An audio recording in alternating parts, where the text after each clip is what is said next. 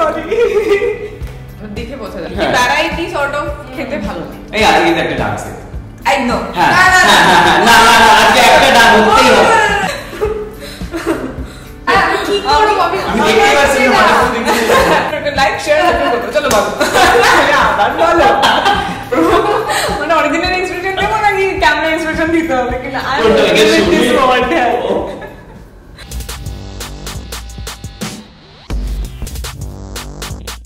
বঙ্কিমচন্দ্র চট্টোপাধ্যায় কাহিনী অবলম্বনে তৈরি হয়েছিল একটি বাংলা ছবি, নাম ছিল কপালকুণ্ডলা। অভিনয় করেছিলেন রঞ্জিত মল্লিক, মোহরায় চৌধুরী ছাড়াও আরো অনেকে। তবে সেই ছবি যতটা না প্রচার পেয়েছিল, যতটা মানুষ ভালোবেসেছিল, ঠিক তার থেকে বোধহয় আরো বেশি যখন টেলিভিশনে আসলো এই সিরিয়ালের নাম কপালকুণ্ডলা। আর সেই সিরিয়ালে একজন চরিত্র আজকে আমাদের সঙ্গে আড্ডা মারবে। আড্ডা এই কারণেই, কারণ আজকে আমাদের সঙ্গে আছে রানী পদ্মাবতী। তবে সেই রানী পদ্মাবতী এক্স্যাক্টলি স্ক্রিনের বাইরে সে কতটা হট সেক্সি, আর তারপরে আর কি কি সে আনভিল করে আমাদের সাথে, সব জানবো। আর এই মুহূর্তে আমার সঙ্গে রয়েছে আমাদের আজকে স্পেশাল গেস্ট পদ্মাবতী। ওয়েল, দেখুন তো চিনতে পারেন কিনা, একটুখানি ক্যামেরাটা ব্যাক করি আমরা। Welcome welcome welcome. তাহলে কি আপনাকে একবার ওই কি করব, মানে আরো ফার্স্টে দিয়ে করব? Thank you for calling me hot sexy বোল, আর কি কি তুমি বললে সবকিছুর জন্য, and thank you for inviting me here. আচ্ছা, পদ্মাবতীকে কিভাবে আমি মানে ওয়েলকামটা করব? মানে শুধু কি এমনি বলে করলে পদ্মাবতী বোঝানো যাবে? পদ্মাবতীকে ওয়েলকাম করতে হলে এখানে তোমার সৈন্য ডাকে, সেটাই সেই একটা বেশ রেড কার্পেট ব্যাপার, সেটা করে পদ্মাবতীকে ওয়েলকাম করতে। সেটাই দেখছি, মানে পদ্মাবতী যখন ঘোড়া থেকে নামছে, পালকি থেকে নামছে, আর পদ্মাবতী তুই আমাকে দেখ এরকম একটা বিষয় হয়ে গেছে। সৈন্য সামন্ত নিয়ে এই লকডাউন ফেজ, কোয়ারেন্টাইন ফেজ সবকিছু মিলে কেমন আছো? লাইফ কেমন চলছে?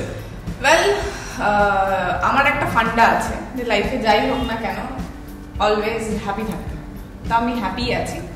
তবে হ্যাঁ, লকডাউন ফেজটা খুব বাজে কেটেছে। কারণ বাজে ইন দ্য সেন্স মানে বাড়িতে বসে কারোর সাথে কোনো কথা নেই, কারোর সাথে মানে দেখা করতে পারছি না, ওটা ভিডিও কল আর একটা কল কথা বলতে হচ্ছে, তো সেটা আমার কাছে একটু বোরিং ছিল। বাট হ্যাঁ, আমি যেহেতু বোর হতে ভালোবাসি না, অলওয়েজ মানে আমি নিজেকে অলওয়েজ বিজি রাখতে চেষ্টা করি। তো এই কিছু কিছু কাজ খুঁজে নিয়েছি, বাড়িতে বসে কিছু না হোক ঝাড়ু লাগিয়েছি, বাট কিছু একটা করে নিয়েছি। সেটা কি ঝাড়ু তুমি দেবার পরে কি মা আবার ঝাড়ু দিয়েছে বাড়িতে? সেটা হয়েছে কি মিন করতে চাইছো কি আমি ঝাড়ু লাগাতে পারি না? না, হতেই পারে। পদ্মাবতী কি ঝাড়ু লাগাতে পারবে? টুম্পা কি পারবে? মানে অ্যাকচুয়ালি হচ্ছে, আমি আরেকবার বলতেও ভুলে গেছি, সেটা হচ্ছে যে পদ্মাবতীর আসল নাম কিন্তু টুম্পা পাল। পদ্মাবতী কিন্তু মানে রাইট অ্যাট দি মোমেন্ট হচ্ছে স্ক্রিন নেম। আর এর আগে তো অনেকগুলো চরিত্র করেছে, সিরিয়ালে প্রচুর কাজ করছে, সেগুলো নিয়ে একে একে আমরা কথা বলবো। ওয়েল, তো পদ্মাবতীর সাথে টুম্পার কতটা সামঞ্জস্য আছে, মানে কতটা সেম টু সেম? পদ্মাবতীর একটা ছিল মানে ও একটু স্টার্ট, বোল্ড আর লাইক স্ট্রেট ফরওয়ার্ড, কি মনে হলো বলে দিল। বাট হ্যাঁ, আমি অতটা স্টার্ট নই, মানে আমার এরকমও কোনো এক্সপিরিয়েন্স নেই কি আমি কাউকে ধরে থাপড় লাগিয়ে দিয়েছি বা কিছু। হ্যাঁ, ছোটবেলায় দু একটা কীর্তি করেছি, সেগুলো ছোটবেলায়। বাট আমি একটু শান্তশিষ্ট প্রকৃতি, মানে বড়বেলায় ঠ্যাঙাতে কাউকে বড়বেলায় ঠ্যাঙাতে হয়নি। মানে বয়ফ্রেন্ডকে কোনো সময় মনে হয়নি দিয়ে এক পাঁচ মুখের মধ্যে কথা শুনবি না, মানে মনে হয়েছে না? সেই গল্পগুলো শুনে বলছে, কিন্তু করিনি কাজটা। মানে তখন মনে হয়েছে থাক, বেচারা মারলে কোথায় গিয়ে দাঁড়াবে বলেই দি। Jokes apart, not like that. So লাইফে কি চলছে এট প্রেজেন্ট? কি চলছে? কাজ, শুধুই কাজ। আচ্ছা, কাজ আর ফ্রি টাইমে কাজ খোঁজা। আচ্ছা, সেটা কিরকম ফোন করা? দাদা আমি Padmavati. No not like that. দাদা আমি পদ্মার আগে বলবে তুমি পদ্মাবতী থেকে বেরো, তারপর তুমি কাজ করো। তাহলে দেখবো তোমাকে একটা কোনো ক্যারেক্টার দিয়েছি কি খুব সফট, একদম লো বেসে লো ভয়েসে কথা বলে, আর তুমি সেখানে গিয়ে এই সরো বলো, সেটা তো করলে হবে না। তো না, নর্মালি কাজ খোঁজা মানে ওই মানে তখন বসে ভাবি যে এখন কি করব, মানে এখন কি বই পড়বো না, এখন একটা সিনেমা দেখবো না, এখন কোথাও গিয়ে একটু ঘুরতে যাব, সেটা হচ্ছে কাজ। আচ্ছা, ওকে, বুঝলাম। তো তুমি কি ছোটবেলা থেকে তুমি মানে অভিনয় করতেই চাইতে, মানে তুমি চেয়েছিলে যে অভিনেত্রী হবে? না, একদম না। আমি ছোটবেলায় নাচ করতে খুব ভালোবাসতাম। এখন তুমি আমি এখনো বাসি, ভীষণ বাসি। তো ছোটবেলা একটা যেটা ছিল, আমার একটা খুব চাইল্ডিশ ব্যাপার আমি ছোটবেলায় করতাম, সেটা হচ্ছে যে ধরো কোনো নতুন ড্রেস আমি কিনলাম বা কিনে দিত আর কি, বা একটা জামা আলমারি থেকে বার করলাম যেটা আমার ফেভারিট ড্রেস, সেটা পরে আয়নার সামনে দাঁড়িয়ে ভীষণ পোজ করতাম। আর আমার বাড়িতে একটা ইয়ে আছে, মানে গলির মতন আছে বাড়িতে জায়গায়, তো ওখান থেকে আমি হাঁটতাম, ওটা আমার র্যাম্প, ওখানে হেঁটে হেঁটে এসে পোজ করে। আর তখন জাস্ট এটা আরো বেশি বেড়ে গেছিল আফটার রিলিজিং ফ্যাশন, মানে ওটা দেখে। আর প্রিয়াঙ্কা চোপড়া আমার খুব বড় ফ্যান, সেটা দেখে লাইক আমাকে এভাবে দাঁড়াতে হবে, এভাবে দাঁড়াতে হবে। বাট না, কখনো অ্যাক্ট্রেস হবো বড় হয়ে, এটা আমার প্ল্যানিং এর মধ্যে ছিল। আচ্ছা, বাড়িতে যখন তুমি ফটো তোলো মানে বাড়ির লোকজনের সঙ্গে, তখনও কি নিজে প্রিয়াঙ্কা চোপড়া গেটআপটা নিজের মধ্যে নিয়ে কি তুমি পোজ করো? একদমই নয়, তবে হ্যাঁ আমি মানে এরকম অনেক ফেভারিট অ্যাক্টর অ্যাক্ট্রেসরা আমার আছে, আমি তাদের সবার থেকে ইন্সপায়ার্ড হই, তাদের থেকে ইন্সপিরেশন নিয়ে আমি কিছু নিজের মতন করে করার চেষ্টা। না সেটা তো ডেফিনেটলি, মানে যেটা হয় না যে আমার না এই ডান দিক প্রোফাইলটা ভীষণ ভালো, মানে বাঁ দিক প্রোফাইল খুব ভালো, তোরা একটু ডান দিকে দাঁড়া, আমি একটু বাঁ দিকটা করে দাঁড়াবো। তুমি বাড়িতে ছবি তোলো এরকম ভাবে? বাড়িতে আমার লেফট প্রোফাইল ভালো বলে আমি লেফটে বসেছি এখন, যাতে আমার এই প্রোফাইলটা ভালো আসে। ভগবান, এই মহিলাকে আমি কোথায় যাই? তুমি রিয়েলাইজ করেছো কিনা আমি এসেই জাস্ট এই প্রোফাইলটা নিয়ে বসে পড়েছি। আই নো আমার এই প্রোফাইলটা ভালো, আমি তো এখন নিজেরই জানি না কোন প্রোফাইলটা ভালো। যাকে হোয়াটএভার দ্য থিং ইজ, আমাদের আড্ডা কিন্তু চলবে। আরো একটা জিনিস জানা, যে তুমি প্রথম কবে নিজেকে ফিল করলে যে আমি অভিনেত্রী হতে পারবো বা আমার মধ্যে সেই পটেনশিয়ালটা আছে, মানে রিয়েলাইজটা হলো কি করে? প্রথম কাজ থেকেই তুমি যদি বলো। হ্যাঁ, মানে আমি actually after graduation I guess আমার মনে হলো যে এবার আমাকে কিছু একটা করতে হবে। বাড়ি থেকেও বললো যে এবার কিছু চেষ্টা কর, কিছু ট্রাই কর, বা আবার পর। তো তখন আমি রিয়েলাইজ করলাম কি না, চাকরি বাকরি তো আমি পারবো না করতে, অন্য কিছু আমি খুব একটা ভালো পারি না। তো ওয়াই নট দ্যাট? ইভেন আমার কিছু বন্ধু আছে যারা ওরাও আমাকে খুব ইন্সপায়ার করেছে কি হ্যাঁ তুই একবার চেষ্টা করে দেখতে পারিস, না হলে না হয় অন্য কিছু ট্রাই করতে পারি। তো তারপর যখন আমি মানে ভাবলাম যে হ্যাঁ আমি এটা করব বা শুরু করব, তো তারপর দেখলাম যে হয়তো একটা টাইমে মনে হলো যে হয়তো এটা ছাড়া আমি আর কিছু পারতাম না। তো আমি ঠিক অপশনটাই চয়েস করেছি আর ঠিক জায়গাতেই এসেছি। এবার এখানে আপস অ্যান্ড ডাউনস হবে, দ্যাট আই নো, আর সেটাকে আমার ফেস করতে হবে, সেটা আমি জানি। তবে হ্যাঁ আমি হয়তো এটা ছাড়া আর কিছু মানে পারতাম না ভালো।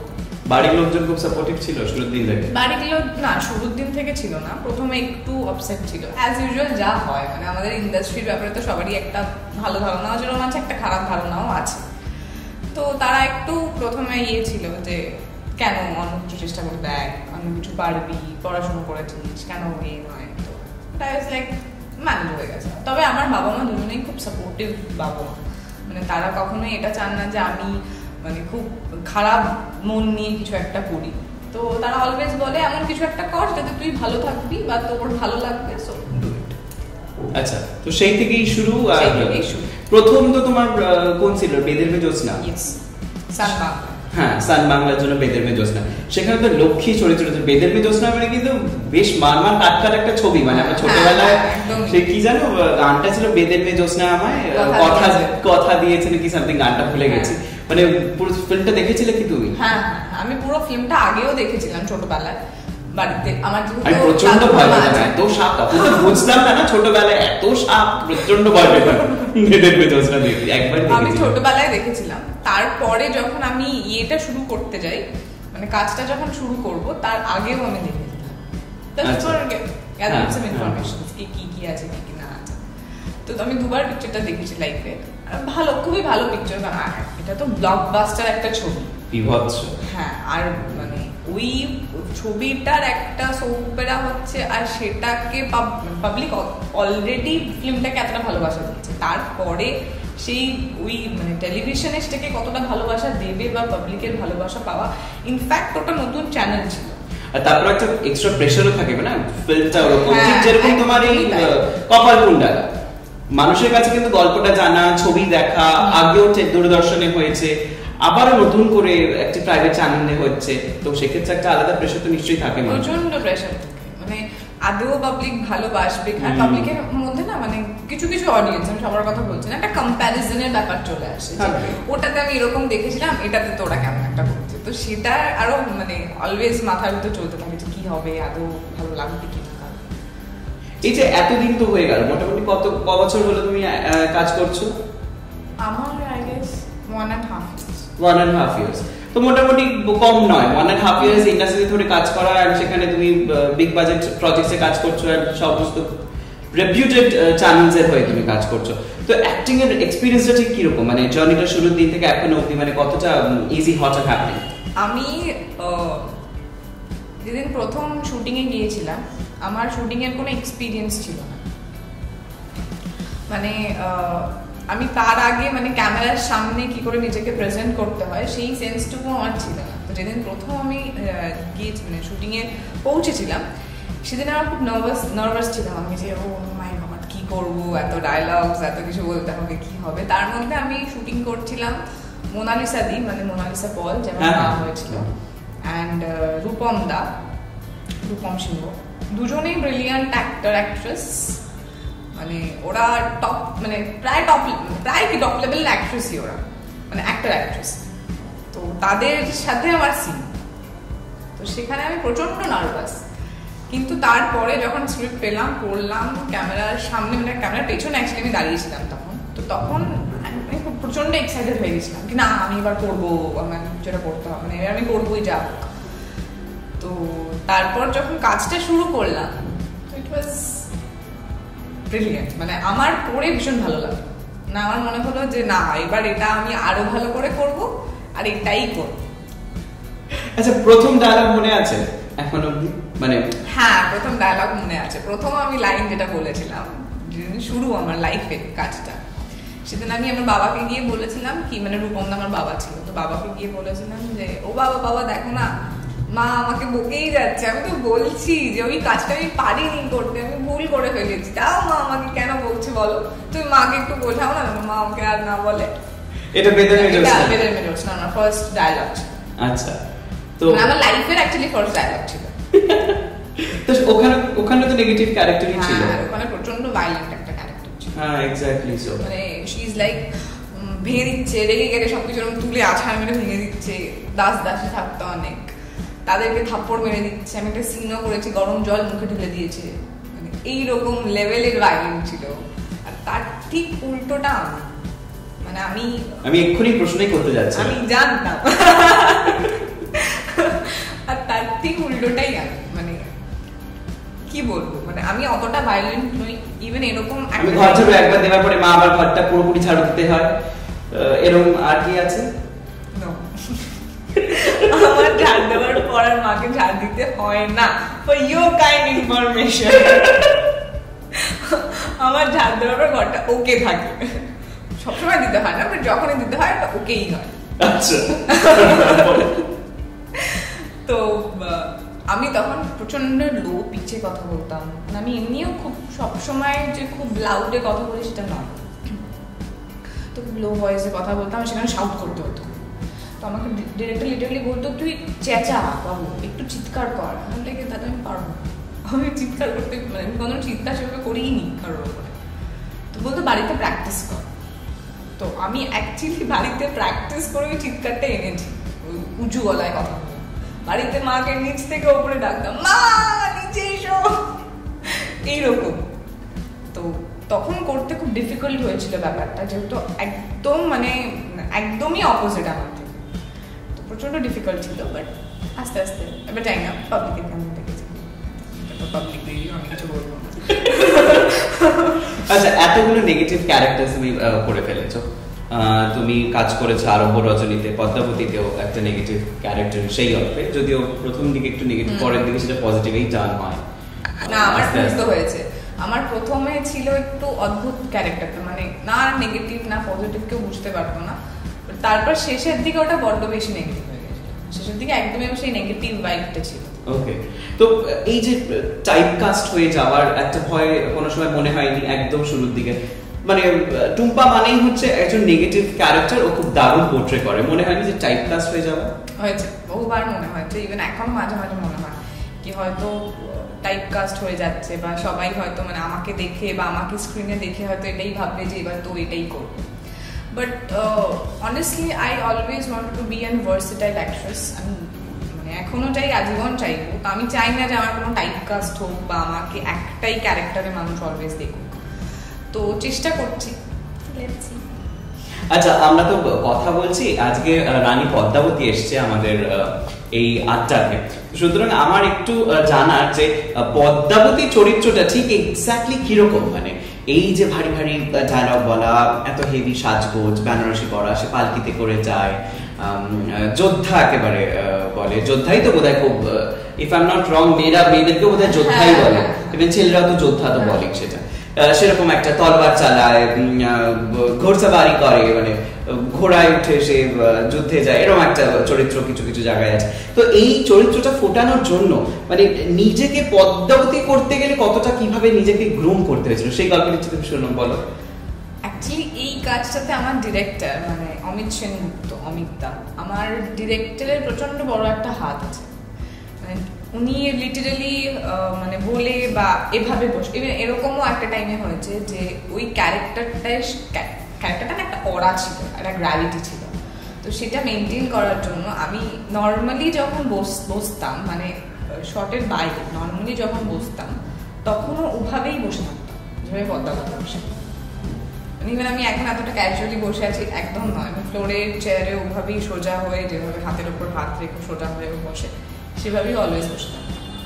Just to be in the character. Just to be in the character. মানে আমি ওই রেডি হয়ে, ওই ভারী কস্টিউমস, জুয়েলারি, ওই মানে শাড়ি, মানে গয়না গাটি, তার মধ্যে আমার হাতে একটা চাদর থাকতো, মানে এরকম অনেক কিছু থাকতো।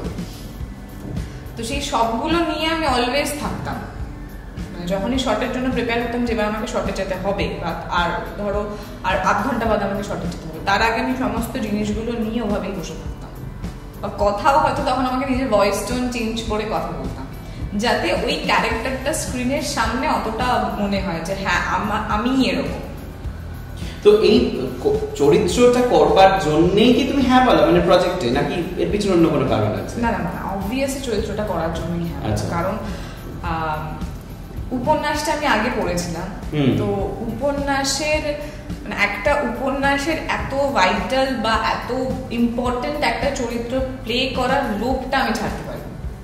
তা আমি শুনেই আজ লাইক ঠিক আছে আমি আছি করবো এরকম। আর আমি তখন জানতাম না, এই তুমি যে আগে বললে যে কাস্ট টাইপ একটা ব্যাপার আছে, আমি তখন জানতাম যে ক্যারেক্টারটা মানে উপন্যাসে সেরকম নয়, একটু ডিফারেন্ট বা অনেক কিছু করতে পারবো আমি এটাতে। তো আমার বেশ ভালো লেগেছে। তো তুমি তো এখন বাংলাদেশেও বেশ পপুলার, বাংলাদেশের লোকজন প্রচুর তোমাকে খুব ভালোবাসে। তো সেক্ষেত্রে দাঁড়িয়ে বাংলাদেশের প্রজেক্ট কি আসছে তোমার ঝুলিতে, মানে কাজ কি করবে? আপাতত নেই, তবে হ্যাঁ আমি নিশ্চয়ই কাজ, আমি কখনো কাজে না বলি না আমি কাজ করতে ভীষণ ভালোবাসি। তো হ্যাঁ, যদি কখনো ভালো কোনো প্রজেক্ট পাই বা ভালো কোনো অফার পাই, সো ডেফিনেটলি। তো কলকাতা বাংলাদেশের মধ্যে কোন দেশটা তোমার কাছে তাহলে খুব একদম পারফেক্ট মনে হবে, যে বাংলাদেশে গেলে কি আরেকটু বেটার মনে হয়, যে ওখানে ওই যে কি বলে ওগুলোকে, নাটক যেগুলো বলে, ওখানে নাটকে তো প্রচুর ভ্যারিয়েশন, আমাদের কিন্তু শুধুই বিষ মেশায় কলকাতায়, আর খালি পায়েস ফেলে দেয়, বিষ মিশিয়ে দেয়, তারপর সেই চুল এড়ানোর উপরে ঘোরে, ব্যাকগ্রাউন্ড স্কোর হয়, সে বড় বড় টিপ হয়, চোখগুলো কাটা কাটা হয়, এরকম হয়। তো ওখানে মধ্যে সেরকম কিছু হয় না কি না? ওখানে বাংলাদেশের গল্পগুলো কিরকম হয় তুমি দেখো, মানে বাংলাদেশের? হ্যাঁ মানে অ্যাকচুয়ালি না, মানে কি বলবো আমি জানি না, বাট প্রত্যেকটা প্রজেক্টে না এক একটা আলাদা আলাদা ফ্লেভার থাকে। তো ওখানেও কিন্তু যখন ওরা কাজ করে, ওরাও কিন্তু প্রত্যেকটা প্রজেক্টের ওদের মধ্যেও একটা আলাদা ফ্লেভার থাকে। তো না, আমার কাছে দুটো দেশই মানে দুটো জায়গার কাজই খুব প্রিয়, দুটো ইন্ডাস্ট্রির কাজই খুব ভালো লাগে আমার। তো হ্যাঁ মানে আমি দুটোতেই যদি কাজ করতে পারি আমি ডেফিনেটলি করবো। তবে এটা দিয়ে আমার শুরু, মানে এই ইন্ডাস্ট্রি থেকে আমি শুরু করেছি। তো হ্যাঁ, এটা মানে ট্রুলি বলতে গেলে একটা ভালোবাসার দিক বা একটা সেই ইমোশনাল অ্যাটাচমেন্ট তো ডেফিনেটলি আছে। বেশ, সেটা তো নয় হলো যে ওর ইমোশনাল কানেক্ট রয়েছে, কিন্তু যেটা আমি এই মুহূর্তে জানতে চাইছি যে অ্যাক্টিং এর বাইরে টুম্পা আর কি কি করে এই মুহূর্তে? মানে প্রচুর আমরা সিরিয়াল প্রচুর ভারী ভারী কথা হয়ে গেছে, কিন্তু টুম্পাকে এক্সপ্লোর করি আমরা। সো টুম্পা, একটুখানি তুমি বলো যে এর বাইরে তোমার আর কি কি ভালো লাগে? এর বাইরে আমার আর কি ভালো লাগে, আমার নাচ করতে ভীষণ ভালো লাগে, সিনেমা দেখতে আমার প্রচন্ড ভালো লাগে, খেতে ভালো লাগে, আর ঘুরতে যেতে ভালো লাগে, আর অনেক কিছুই ভালো লাগে। অনেক কিছু ভালো লাগে। ডেটে যেতে ভালো লাগে? ডেটে যেতে, হ্যাঁ, যদি মানুষটাকে ভালো লাগে তাহলে ডেফিনেটলি ভালো লাগে। আচ্ছা, আর কি ধরনের খাবার খেতে বেশি ভালো লাগে? কন্টিনেন্টাল। ভগবান। আচ্ছা, কোথায় বলবে তো না বাড়ির খাবার খাবো, হেভি জাল মশলায় বলে কন্টিনেন্টাল, সবকিছু থেকে ওরা মেজার্ড। জানি আমার এই প্রশ্নটা করাটাই পুরোপুরি বৃথা, আমি ঠিকঠাক আনসার পেলাম না। ও ভালো করে ঘর ঝাড়ু দেয়, ও বলছে ঠিক আছে, কাকিমার থেকে আমাদের জানতে হবে যে কতটা ঘর ঝাড়ু ঠিকঠাক ভাবে দেয়। তুমি যদি এটা জিজ্ঞেস করেছো। আচ্ছা, এবারে আমি একটুখানি শুনি যে টুম্পা কি প্রেম করে? হ্যাঁ, করি না বলবো না, করতাম, মানে করি না ইন সেন্স করতাম, মানে আমি একটা রিলেশনশিপে ছিলাম। ঠিক আছে, মানে এরকম ভাবে জিজ্ঞেস করার কি আছে? কি অদ্ভুত কথা, আমি কিছু জিজ্ঞেসই করিনি, আমি যে টুম্পা কি প্রেম করে? এখন করি। করে মানে পিছনে ইকো আছে, হ্যাঁ, এই মুহূর্তে করো না। আচ্ছা, এই মুহূর্তে করোনা তো শুধু সবাই জানে, ইটস করোনা প্যান্ডেমিক। এই মুহূর্তে আমি প্রেম করছি না। আচ্ছা, প্রেম করছে না। ইয়েস। আচ্ছা, মানে কি কারণে মানে প্রেমটা হচ্ছে না, বা প্রেমটা হতে হতেও বা প্রেমের গল্পটাই একটুখানি শেয়ার করাতে পারে? মানে সে তো আমি জানি স্কুলের প্রিন্সিপাল, নামটা কি বলবো?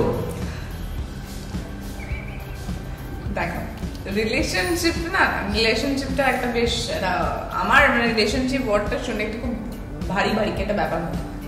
বাট হ্যাঁ, আমি এরকম নয় যে আমি রিলেশনশিপ হেট করি, বা আমি কি বলবো, মানে প্রেম শুনে আমি একবার দূরে সরে যাই, একদমই ব্যাপারটা সেরকম নয়। কিন্তু তবে হ্যাঁ, সামহাও হয়তো হচ্ছে না, কেন হচ্ছে না সেটা আমি জানি না, বাট সামহাও এই মুহূর্তে হচ্ছে। নতুন খোঁজে আছো, তাই তো?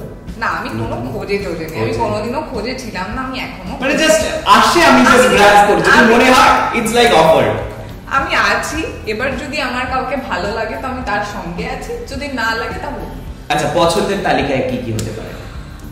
পছন্দ, আমি না, আমার কোনো তালিকা নেই পছন্দ। এটা না সবাই এক কথা বলে, আমার না কোনো তালিকা নেই, যেই আসবে সেই আমার। যেই আসবে সেই আমার নয়, তবে পছন্দে সেরকম লিস্ট নেই, পয়েন্ট নাম্বার 1 তার মধ্যে এটা থাকতে হবে, পয়েন্ট নাম্বার 2 এটা থাকতে হবে, সেরকম না। বাট হ্যাঁ, একটা মানুষের পার্সোনালিটি আমাকে খুব অ্যাট্রাক্ট করে। আর সেটাই তো বলছি, মানে কিরকম একটা পার্সোনালিটি হতে হবে, কিরকম পার্সোনালিটি, সেটা ডিপেন্ড, অ্যাকচুয়ালি ডিপেন্ডস। মানে ওরকম এক্স্যাক্টলি আমি বলতে পারবো না। হ্যাঁ, মানে মানুষটা ফানি, মানুষটা খুব কথা বলে, ভীষণ ভালো লোকজনের সাথে মিশতে পারে, কথা বলতে পারে, একটা তো মানুষের চাহিদা থাকে।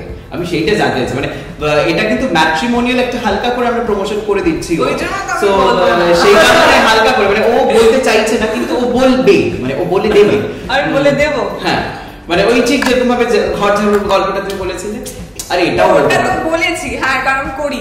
আরেকটা না হয় বললে কি প্রবলেমটা আছে, আমি এটাই বলতে পারি না। প্রত্যেকেরই নিজের বাড়িতে বাবা মাকে হেল্প করা উচিত, বা মাকে বেশি, বাবারা তো বেশিরভাগ সময় বাবারা এই ধরনের কাজগুলো খুব কমই করে। আমি মনে করি সবারই নিজের মাকে এইটুকু হেল্প করা উচিত, আমিও করি। খালি কথা